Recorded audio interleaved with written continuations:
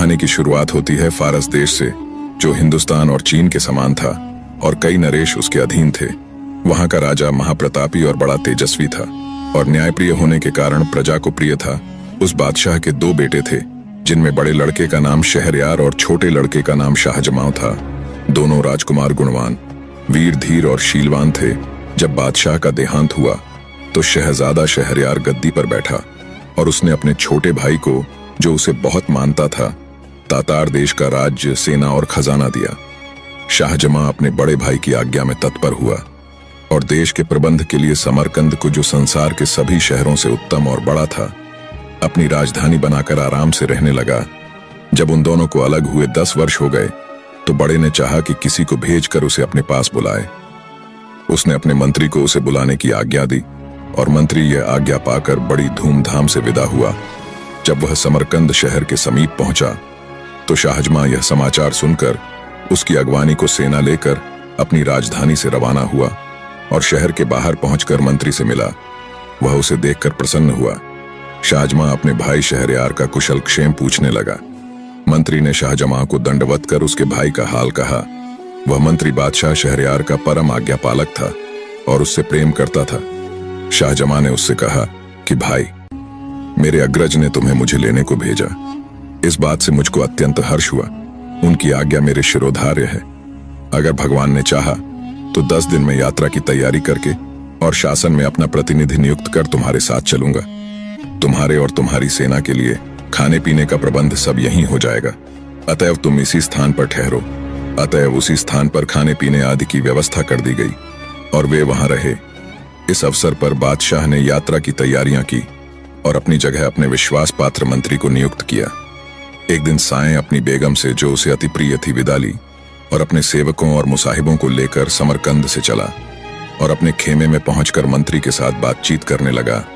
आधी रात होने पर उसकी इच्छा हुई कि एक बार बेगम से फिर मिलाऊं। वह सबसे छुपकर अकेला ही महल में पहुंचा। बेगम को आने का संदेह तक न था। वह अपने एक तुच्छ और कुरूप सेवक के साथ सो रही थी। शाहजमां सोचकर आया था कि बेगम उसे देखकर अति प्रसन्न होगी। उसे दूसरे मर्द के साथ सोते देखकर एक क्षण के लिए उसे काट मार गया। कुछ संभलने पर सोचने लगा कि कहीं मुझे दृष्टि भ्रम तो नहीं हो गया, लेकिन भली भांति देखने पर भी जब वही बात पाई तो सोचने लगा, यह कैसा अनर्थ है कि मैं अभी समरकंद नगर की रक्षा भित्ति से बाहर भी नहीं निकला और ऐसा कर्म होने लगा। वह क्रोधाग्नि में जलने लगा और उसने तलवार निकालकर ऐसे हाथ मारे कि दोनों के सिर कटकर पलंग के नीचे आ गए। इसके बाद दोनों शवों को पिछवाड़े की खिड़की से नीचे गड्ढे में फेंककर वह अपने खेमे में वापस आ गया। उसने किसी से रात की बात न बताई। दूसरे दिन प्रातः ही सेना चल पड़ी। उसके साथ के और सब लोग तो हंसी खुशी रास्ता काट रहे थे, किंतु शाहजमां अपनी बेगम के पाप कर्म को याद करके दुखी रहता था और दिनों दिन उसका मुंह पीला पड़ता जाता था। उसकी सारी यात्रा इसी कष्ट में बीती। जब वह हिंदुस्तान की राजधानी के समीप पहुंचा और शहरयार ने यह सुना तो वह अपने सारे दरबारियों को लेकर शाहजमां की अभ्यर्थना के लिए आया। जब दोनों एक दूसरे के पास पहुंचे तो अपने अपने घोड़े से उतरकर गले मिले और कुछ देर तक एक दूसरे की कुशल क्षेम पूछकर बड़े समारोह पूर्वक रवाना हुए। शहरयार ने शाहजमां को उस महल में ठहराया जो उसके लिए पहले से सजाया गया था और जहां से उद्यान दिखाई देता था। वह महल बड़ा और राजाओं के स्वागत योग्य था। फिर शहरयार ने अपने भाई से स्नान करने को कहा। शाहजमां ने स्नान करके नए कपड़े पहने और दोनों भाई महल के मंच पर बैठकर देर तक वार्तालाप करते रहे। सारे दरबारी दोनों बादशाहों के सामने अपने अपने उपयुक्त स्थान पर खड़े रहे। भोजनोपरांत भी दोनों बादशाह देर तक बातें करते रहे। जब रात बहुत बीत गई तो शहरयार अपने भाई को आतिथ्य गृह में छोड़कर अपने महल को चला गया। शाहजमां फिर शोकाकुल होकर अपने पलंग पर आंसू बहाता हुआ लौटता रहा। भाई के सामने वह अपना दुख छुपाए रहा, लेकिन अकेला होते ही उस पर वही दुख सवार हो गया और उसकी पीड़ा ऐसी बढ़ गई जैसे उसकी जान लेकर ही छोड़ेगी। वह एक क्षण के लिए भी अपनी बेगम का दुष्कर्म भुला नहीं पाता था। वह अक्सर हाय हाय कर उठता और हमेशा ठंडी सांसें भरा करता। उसे रातों को नींद नहीं आती थी। इसी दुख और चिंता में उसका शरीर धीरे धीरे घुलने लगा। शहरयार ने उसकी यह दशा देखी तो विचार किया कि मैं शाहजमां से इतना प्रेम करता हूं और उसकी सुख सुविधा का इतना ख्याल रखता हूं, फिर भी सदैव ही इसे शोक सागर में निमग्न देखता हूं। मालूम नहीं इसे अपने राज्य की चिंता खाई जाती है या अपनी बेगम का विछोह सताता है। मैंने इसे यहां बुलाकर बेकार ही इसे शोक संताप में डाल दिया। अब उचित होगा कि इसे समझा बुझाकर और उत्तमोत्तम भेंट वस्तुएं देकर समरकंद वापस भेज दूं, ताकि इसका दुख दूर हो सके। यह सोचकर उसने हिंदुस्तान देश की बहुमूल्य वस्तुएं थालों में लगाकर शाहजमां के पास भेजी और उसका जी बहलाने के लिए तरह तरह के खेल तमाशे करवाए। लेकिन शाहजमां की उदासी कम नहीं हुई, बल्कि बढ़ती ही गई। फिर शहरयार ने अपने दरबारियों से कहा कि सुना है, यहां से 2 दिनों की राह के बाद एक घना जंगल है और वहां अच्छा शिकार मिलता है, इसलिए मैं वहां शिकार खेलने जाना चाहता हूं। तुम लोग भी तैयार होकर मेरे साथ चलो और शाहजमां से भी चलने को कहो, क्योंकि शिकार में उसका जी लगेगा और उसका चित्त प्रसन्न होगा। शाहजमां ने निवेदन किया कि मेरी तबीयत ठीक नहीं है, इस कारण मुझे शिकार पर जाने से माफ करें। शहरयार ने कहा, अच्छी बात है, अगर तुम्हारा यहीं रहने को जी चाहता है तो रहो, लेकिन मैं तैयारी कर चुका हूं, मेरे अपने भृत्यों के साथ शिकार के लिए जाता हूं। शहरयार के जाने के बाद शाहजमां ने अपने निवास स्थान के द्वार अंदर से बंद कर लिए और एक खिड़की पर जा बैठा। वहां से शाही महल का उद्यान दिखाई देता था। शाहजमां सुवासित पुष्पों और पक्षियों के कलरव से अपना जी बहलाने लगा, लेकिन मकान और बाग की शोभा से जी बहलाने पर भी उसे अपनी पत्नी के दुराचार की कचोट बनी रहती। जब संध्या हुई तो शाहजमां ने देखा कि राजमहल का एक चोर दरवाजा खुला और उसमें से शहरयार की बेगम 20 अन्य स्त्रियों के साथ निकली। वे सब उत्तम वस्त्रों और अलंकारों से शोभित थीं और इस विश्वास के साथ कि सब लोग शिकार पर चले गए हैं, बाग में आ गईं। शाहजमां खिड़की में छुप कर बैठ गया और देखने लगा कि वे क्या करती हैं। दासियों ने उन लबादों को उतार डाला जो पहनकर वे महल से निकली थीं। अब उनकी सूरत स्पष्ट दिखाई देने लगी। शाहजमां को यह देखकर आश्चर्य हुआ कि जिन 20 को उसने स्त्री समझा था, उनमें से 10 हबशी मर्द थे। उन 10 ने अपनी अपनी पसंद की दासी का हाथ पकड़ लिया, सिर्फ बेगम बगैर मर्द की रह गई। फिर बेगम ने आवाज दी, मसूद मसूद। इस पर एक हृष्ट पुष्ट हबशी युवक जो उसकी आज्ञा की प्रतीक्षा में था, एक वृक्ष से उतरकर बेगम की ओर दौड़ा और उसका हाथ पकड़ लिया। उन 11 हबशियों ने 10 दासियों और बेगम के साथ क्या किया, उसका वर्णन मैं लज्जावश नहीं कर सकूंगा। इसी भांति वे आधी रात तक बाग में विहार करते रहे। फिर बाग के हौज में नहाकर बेगम और उसके साथ आए 20 मर्द औरतों ने अपने कपड़े पहने और जिस चोर दरवाजे से आए थे उसी से महल में चले गए और मसूद भी बाग की दीवार फांद कर बाहर चला गया। यह कांड देखकर शाहजमां को गौर आश्चर्य हुआ। उसने सोचा कि मैं तो दुखी हूं ही, मेरा बड़ा भाई मुझसे भी अधिक दुखी है। यद्यपि वह अत्यंत शक्तिशाली और वैभवशाली है, तथापि इस दुष्कर्म को रोकने में असमर्थ है। फिर मैं इतना शोक क्यों करूं? जब मुझे मालूम हो गया कि यह नीच कर्म संसार में अक्सर ही होता है, तो मैं बेकार ही स्वयं को शोक सागर में डुबोए दे रहा हूं। यह सोचकर उसने सारी चिंता छोड़ दी और साधारण रूप से रहने लगा। पहले उसकी भूख मिट गई थी, अब वह जाग गई और वह नाना प्रकार के स्वादिष्ट व्यंजन मंगाकर खाने लगा और संगीत नृत्य आदि का आनंद लेने लगा। जब शहरयार शिकार से लौटा तो शाहजमां ने बड़ी प्रसन्नता पूर्वक उसका स्वागत किया। शहरयार ने उसे शिकार किए हुए बहुत से जानवर दिखाए और कहा कि बड़े खेद की बात है कि तुम शिकार पर नहीं गए, वहां बड़े आनंद की जगह है। शाहजमां बादशाह की हर बात का हंसी खुशी उत्तर देता था। शहरयार ने सोचा था कि वापसी पर भी शाहजमां को दुख और शोक में डूबा पाएगा, लेकिन इसके विपरीत उसे प्रसन्न और संतुष्ट देखकर बोला, ऐ भाई, भगवान को बड़ा धन्यवाद है कि मैंने थोड़ी ही अवधि में तुम्हें प्रसन्न और व्याधि मुक्त देखा। अब मैं तुम्हें सौगंध देकर एक बात पूछता हूं, तुम वह बात जरूर बताना। शाहजमां ने कहा, जो बात भी आप पूछेंगे मैं अवश्य बताऊंगा। शहरयार ने कहा, जब तुम अपनी राजधानी से यहां आए थे तो मैंने तुम्हें शोक सागर में डूबा देखा था। मैंने तुम्हारा चित्त प्रसन्न करने के लिए अनेक उपाय किए, भांति भांति के खेल तमाशे करवाए, किंतु तुम्हारी दशा जैसी की तैसी रही। मैंने बहुत सोचा कि इस दुख का कारण क्या हो सकता है, किंतु इसके सिवा कोई कारण समझ में नहीं आया कि तुम्हें अपनी बेगम के विछोह का दुख है और राज्य प्रबंध की चिंता है। किंतु अब क्या बात हुई जिससे तुम्हारा दुख और चिंता दूर हो गई? शाहजमां यह सुनकर मौन रहा, किंतु जब शहरयार ने बार बार यही प्रश्न पूछा तो वह बोला, आप मेरे मालिक हैं, मुझसे बड़े हैं। मैं इस प्रश्न का उत्तर न दूंगा क्योंकि इसमें बड़ी निर्लज्जता की बात है। शहरयार ने कहा कि जब तक तुम मुझे यह न बताओगे तब तक मुझे चैन न आएगा। शाहजमां ने विवश होकर अपनी बेगम के कुकर्म का सविस्तार वर्णन किया और कहा कि मैं इसी कारण दुखी रहता था। शहरयार ने कहा, भैया, ये तो तुमने बड़े आश्चर्य की असंभव सी बात बताई। यह तो तुमने बड़ा अच्छा किया कि ऐसी व्यभिचारिणी को उसके प्रेमी सहित मार डाला। इस मामले में कोई तुम्हें अन्यायी नहीं कह सकता। मैं तुम्हारी जगह होता तो मुझे एक स्त्री को मारने से संतोष न होता, 1000 स्त्रियों को मार डालता। बताओ कि मेरे बाहर जाने पर यह शोक किस प्रकार दूर हुआ। शाहजमां ने कहा, मुझे ये बात कहते डर लगता है कि ऐसा ना हो कि यह सुनकर आपको मुझसे भी अधिक दुख हो। शहरयार ने कहा कि भाई, तुमने यह कहकर मेरी उत्कंठा और बढ़ा दी है। मुझे अब इसे सुने बगैर चैन ना आएगा, इसलिए यह बात जरूर बताओ। विवश होकर शाहजमां ने मसूद, 10 दासियों और बेगम का सारा हाल बताया और बोला, यह घटना मैंने अपनी आंखों से देखी है और समझ लिया है कि सारी स्त्रियों के स्वभाव में दुष्टता और पाप होता है और आदमी को चाहिए कि उनका भरोसा न करे। मुझे यह सारा कांड देखकर अपना दुख भूल गया है और इसीलिए मैं निरोग और प्रसन्न चित्त दिखाई देता हूं। यह हाल सुनकर भी शहरयार को अपने भाई के कथन पर विश्वास न हुआ। वह क्रुद्ध स्वर में बोला, क्या हमारे देश की सारी बेगमें व्यभिचारिणी हैं? मुझे तुम्हारे कहने का विश्वास नहीं होगा जब तक मैं खुद अपनी आंखों से यह न देख लूं। संभव है तुम्हें भ्रम हुआ हो। शाहजमां ने कहा, भाई साहब, आप खुद देखना चाहते हैं तो ऐसा कीजिए कि दोबारा शिकार के लिए आज्ञा दीजिए। हम आप दोनों फौज के साथ शहर से कूच करके बाहर चलें, दिन भर अपने खेमों में रहें और रात को चुपचाप इसी मकान में आ बैठें। फिर निश्चय ही आप वह सारा व्यापार अपनी आंखों देख लेंगे जो मैंने आपको बताया है। शहरयार ने यह बात स्वीकार करके दरबारियों को आज्ञा दी कि कल मैं फिर शिकार को जाऊंगा। अतः दूसरे दिन प्रातःकाल ही दोनों भाई शिकार को चले और शहर के बाहर जाकर अपने खेमों में ठहरे। जब रात हुई तो शहरयार ने मंत्री को बुलाकर आज्ञा दी कि मैं एक जरूरी काम से जा रहा हूं, तुम फौज के किसी आदमी को यहां से जाने न देना।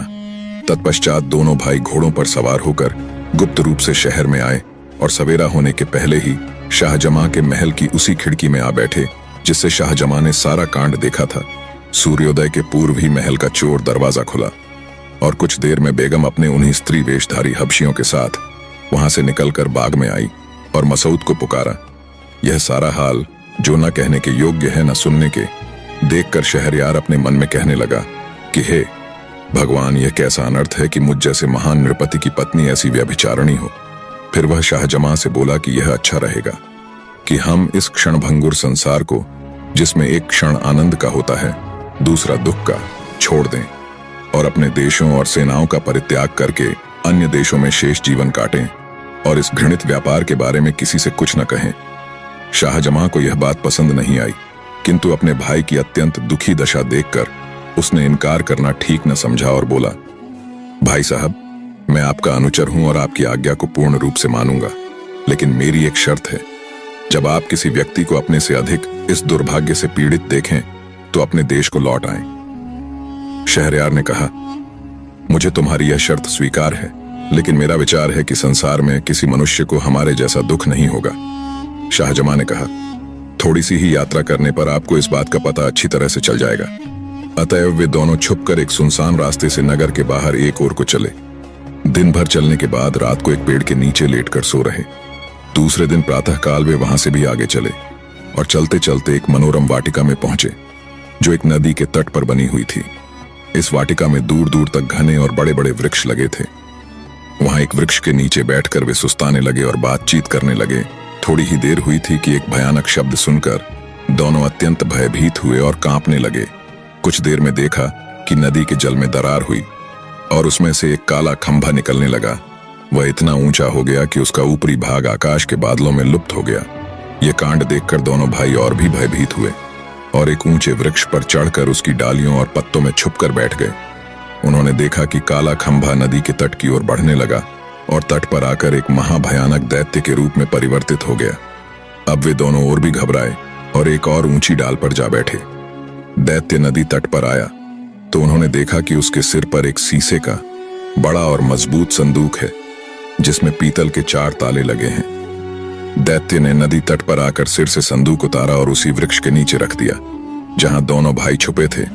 फिर उसने कमर से लटकती हुई 4 चाबियों से संदूक के चारों ताले एक एक करके खोले।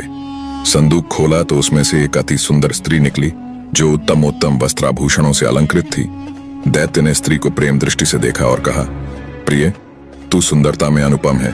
बहुत दिन हो गए जब मैं तुझे तेरे विवाह की रात को उड़ा लाया था। इस सारे काल में तू बड़ी निष्कलंक और मेरे प्रति वफादार रही है। मुझे इस समय बड़ी नींद आ रही है, इसलिए तेरे निकट सोना चाहता हूं। यह कहकर वह महाभयानक आकृति वाला दैत्य उस स्त्री की जंघा पर सिर रखकर सो रहा। उसका शरीर इतना विशाल था कि उसके पांव नदी के जल को छू रहे थे। सोते समय उसकी सांस का स्वर ऐसा हो रहा था जैसे बादल गरज रहे हों। सारा वातावरण उस ध्वनि से कंपायमान हो रहा था। एक बार संयोग से जब स्त्री ने ऊपर की ओर देखा तो उसे पत्तियों में छुपे हुए दोनों भाई दिखाई दिए। उसने दोनों को नीचे उतरने का संकेत किया। उसके उद्देश्य को समझकर दोनों का भय और बढ़ा। दोनों ने इशारे ही से उससे विनती की कि हमें पेड़ ही पर छुपा रहने दो। स्त्री ने धीरे से दैत्य का सिर अपनी गोद से उतारकर पृथ्वी पर रख दिया और उठकर उनको धैर्य देते हुए बोली कि कोई भय की बात नहीं है, तुम नीचे उतर आओ और मेरे समीप बैठो। उसने यह भी धमकी दी कि अगर ना आओगे तो मैं दैत्य को जगा दूंगी और वह तुम दोनों को समाप्त कर देगा। यह सुनकर वे बहुत डरे और चुपचाप नीचे उतर आए। वह स्त्री मुस्कुराती हुई दोनों का हाथ पकड़कर एक वृक्ष के नीचे ले गई और उनसे अपने साथ संभोग करने को कहा। पहले तो उन दोनों ने इनकार किया, किंतु फिर उसकी धमकी से डरकर वह जैसा चाहती थी उसके साथ कर दिया। इसके बाद स्त्री ने उनसे उनकी एक एक अंगूठी मांग ली। फिर उसने एक छोटी सी संदूकची निकाली और उनसे पूछा कि जानते हो इसमें क्या है और किस लिए है। उन्होंने कहा, हमें नहीं मालूम, तुम बताओ इसमें क्या है।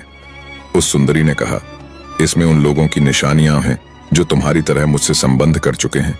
ये 98 अंगूठियां थीं और तुम्हारी 2 मिलने से 100 हो गईं। इस दैत्य की इतनी कड़ी निगरानी के बाद भी मैंने 100 बार ऐसी मनमानी की है। यह दुराचारी दैत्य मुझ पर इतना आसक्त है कि क्षण भर के लिए भी मुझे अपने से अलग नहीं करता और बड़ी देखभाल के साथ मुझे इस शीशे के संदूक में छुपाकर समुद्र की तलहटी में रखता है। लेकिन उसकी सारी चालाकी और रक्षा प्रबंध पर भी मैं जो चाहती हूं वह करती हूं और इस बेचारे का सारा प्रबंध बेकार हो जाता है। अब मेरे हाल से तुम समझ लो कि स्त्री जब कामासक्त होती है तो कोई भी उसे दुष्कर्म से रोक नहीं सकता। इसके पश्चात वह उनकी अंगूठियां लेकर अपनी जगह आई। उसने दैत्य का सिर फिर अपनी गोद में रख लिया और इन दोनों को संकेत किया कि चले जाओ। दोनों वहां से चल दिए और जब बहुत दूर निकल गए तो शाहजमां ने अपने बड़े भाई शहरयार से कहा, देखिए, इतनी सुरक्षा और कड़े प्रबंध पर भी यह स्त्री अपने मन की अभिलाषा पूरी कर रही है। यह भी देखिए कि दैत्य को उस पर कितना विश्वास है और वह उसकी निष्कलंकता की कैसी प्रशंसा कर रहा था। अब आप ही न्यायपूर्वक बताएं कि इस बेचारे पर हम लोगों से अधिक दुर्भाग्य है या नहीं। हम जो बात ढूंढने निकले थे वह हमें मिल गई। अब हमें चाहिए कि अपने अपने देशों को चलें और किसी स्त्री से विवाह न करें, क्योंकि शायद ही कोई स्त्री निष्पाप हो। चुनांचे शहरयार ने अपने छोटे भाई के कहने के अनुसार ही काम किया और वहां से दोनों शहरयार की राजधानी को चले। 3 रातों बाद वे अपनी सेनाओं में पहुंचे। शहरयार ने आगे शिकार पर न जाना चाहा और राजधानी को वापस आ गया। महल में जाकर उसने मंत्री को आज्ञा दी कि वह बेगम को ले जाकर मृत्युदंड दे। मंत्री ने बादशाह की आज्ञानुसार ऐसा ही किया। फिर शहरयार ने 10 व्याभिचारिणी दासियों को अपने हाथ से मार डाला। इसके बाद शहरयार ने सोचा कि कोई ऐसा उपाय करूं कि विवाह के बाद मेरी बेगम को कर्म का अवसर ही ना पा सके। अतएव उसने निश्चय किया कि रात को विवाह करूं और सवेरे ही बेगम को मरवा दूं। तत्पश्चात उसने अपने भाई शाहजमां को विदा किया। वह शहरयार की दी हुई अमूल्य भेंटों को लेकर अपनी सेना के साथ समरकंद चला गया। शाहजमां के जाने के बाद अपने प्रधानमंत्री को आज्ञा दी कि वह विवाह हेतु किसी सामंत की बेटी को लाए। प्रधानमंत्री ने एक अमीर की बेटी ला खड़ी की। शहरयार ने उससे विवाह किया और रात भर उसके साथ बिताकर सुबह मंत्री को आज्ञा दी कि इसे ले जाकर मार डालो और रात के लिए फिर किसी सरदार की सुंदरी बेटी मेरे विवाहार्थ ले आना। मंत्री ने उस बेगम को मार डाला और शाम को एक और अमीर की बेटी ले आया और दूसरे दिन उसे भी ले जाकर मार डाला। इसी प्रकार शहरयार ने सैकड़ों अमीरों सरदारों की बेटियों से विवाह किया और दूसरी सुबह उन्हें मरवा डाला। अब सामान्य नागरिकों की बारी आई। साथ ही इस जघन्य अन्याय की बात सब जगह फैल गई। सारे नगर में शोक, संताप और रोदन की आवाजें उठने लगीं। कहीं पिता अपनी पुत्री को मृत्यु पर 8-8 आंसू रोता था, कहीं लड़की की माता पछाड़ें खाती थीं जो कन्याएं अभी तक बच रही थीं। उनके माता पिता और सगे संबंधी अत्यंत दुखी रहते थे। कई लोग अपनी बेटियों को लेकर देश छोड़ गए और अन्य देशों में जा बसे। वहां के मंत्री की 2 कुंवारी बेटियां थीं। बड़ी का नाम शहरजाद और छोटी का नाम दुनियाजाद था। शहरजाद अपनी बहन और सहेलियों से अधिक तीक्ष्ण बुद्धि थी। वह जो बात भी सुनती या किसी पुस्तक में देखती उसे कभी नहीं भूलती थी। वार्तालाप के गुण में भी प्रवीण थी। उसे बहुत प्राचीन मनीषियों की आख्यायिकाएं और कविताएं जुबानी याद थीं। और स्वयं गद्य पद्य रचना में निपुण थी। इन सारे गुणों के अतिरिक्त उसमें अद्वितीय सौंदर्य भी था। एक दिन उसने पिता से कहा कि मैं आपसे कुछ कहना चाहती हूँ, लेकिन आपको मेरी बात माननी होगी। मंत्री ने कहा, यदि तेरी बात मानने योग्य होगी तो मैं अवश्य मानूंगा। शहरजाद ने कहा कि मेरा निश्चय है कि मैं बादशाह को इस अन्याय से रोकूं जो वह कर रहा है, और जो कन्याएं अभी बची हैं उनके माता पिता को चिंता मुक्त कर दूं। मंत्री ने कहा, बेटी, तुम यह हत्याकांड किस प्रकार रोक सकती हो? तुम्हारे पास कौन सा उपाय ऐसा हो सकता है जिससे यह अन्याय बंद हो? शहरजाद बोली, यह आपके हाथ में है। मैं आपको अपनी सौगंध देकर कहती हूं कि मेरा विवाह बादशाह के साथ कर दीजिए। मंत्री यह सुनकर कांपने लगा और बोला, बेटी, तू पागल हो गई है क्या जो ऐसी वाहियात बातें कर रही है? क्या तुझे बादशाह के प्रण का पता नहीं है? तू सोच समझकर बात किया कर। तू किस तरह बादशाह को इस अन्याय से रोक सकेगी? बेकार ही अपनी जान गंवाएगी। शहरजाद ने कहा, मैं बादशाह के प्रण को भली भांति जानती हूं, परंतु अपने इस विचार को किसी प्रकार न छोड़ूंगी। यदि मैं अन्य कन्याओं की भांति मारी गई तो इस असार संसार से मुक्ति पा जाऊंगी, और अगर मैंने बादशाह को इस अत्याचार से विमुख कर दिया तो अपने नगर निवासियों का बड़ा हित कर सकूंगी। मंत्री ने कहा, मैं किसी प्रकार तेरी यह इच्छा स्वीकार नहीं कर सकता।